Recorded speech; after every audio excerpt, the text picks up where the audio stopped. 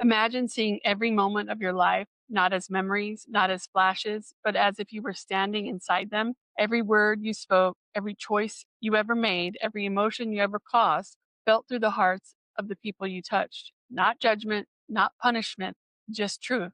This is the life review, one of the most consistent and mysterious elements of the near death experience. It's not about what you believe, it's about what you feared, it's about who you were. Tonight, we step into the mirror beyond death and witness the moment people face the entirety of their existence in a single, overwhelming instant.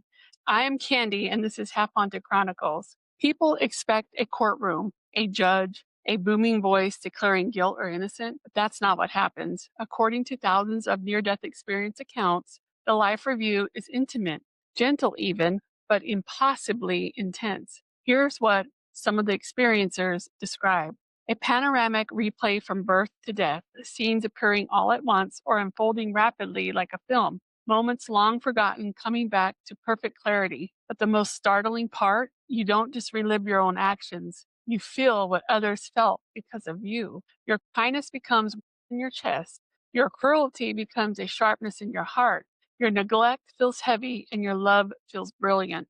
The review isn't about judgment, it's about understanding, and no one escapes themselves. Here are some of the stories. Lives reflected in the light. The man who became everyone he hurt. One man nearly died in a car accident. He said he found himself in a golden room with a being of light inside him. Scenes unfolded everywhere, hovering like floating windows. He watched himself as a child mocking another boy, as a teenager ignoring someone who needed help, as an adult snapped at his wife, speaking harshly to coworkers, walking past a homeless man without even seeing him. But he didn't just watch, he felt the hurt. I became the people I hurt, he said.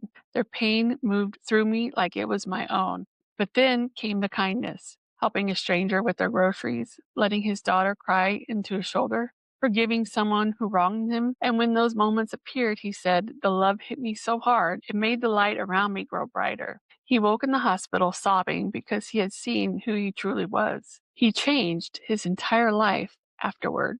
The woman who saw her life as a web. Another experiencer described the review not as a movie, but as a network of light. Every choice she ever made sent out in lines, threads connecting to other people. When I was kind, she said, the threads glowed brighter and spread warmth outward. But when I was cruel or careless, the light dimmed and the connections weakened. She realized that her life was not a straight line, but a web, and every thread she touched vibrated through the lives of others. The review ended with the message, this is who you are and who you can become. Then she felt herself falling back into her body. The child who saw his life as a storybook. Children's life reviews are simpler and more poetic. One 8-year-old boy who nearly drowned told researchers, I saw my life like a picture book. Every page was something I did, and the book talked to me. He said that when he hurt someone, the pictures turned gray. When he made someone happy, the pictures glowed yellow. He remembered one page where he gave a friend half of a sandwich. That page was really bright. The soldier who expected judgment.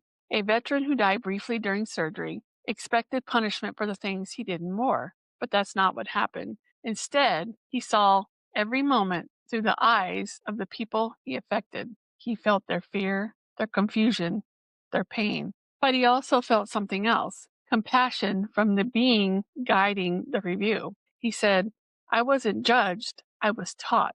After he returned, he devoted his life to helping other veterans heal. He said the review wasn't punishment, it was accountability with love. The woman who saw the book of life. One experiencer described entering a vast library filled with glowing books. A being handed her one with her name on the cover. Inside were moments she remembered, moments she had forgotten, moments she didn't know mattered. She read pages where she had been kind without realizing it. She read pages where she had hurt people without meaning to.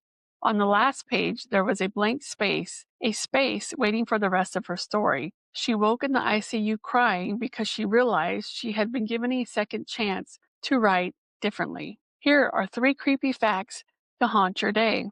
During the life review, people report feeling the emotions they caused in others, even long forgotten moments. Some see their review from multiple angles at once, if watching scenes in a 360-degree circle. A small number of experiencers see future events during a review, events that later happen exactly as shown. This episode hits hard because it forces us to think about ourselves in ways we usually avoid. The life review is not punishment, it's not a guilt trip, it's not judgment, it's education, it's truth. It's the moment the soul realizes this is what you became in the time you were given. And the strangest thing, people say they judge themselves far more harshly than any being in the light ever does.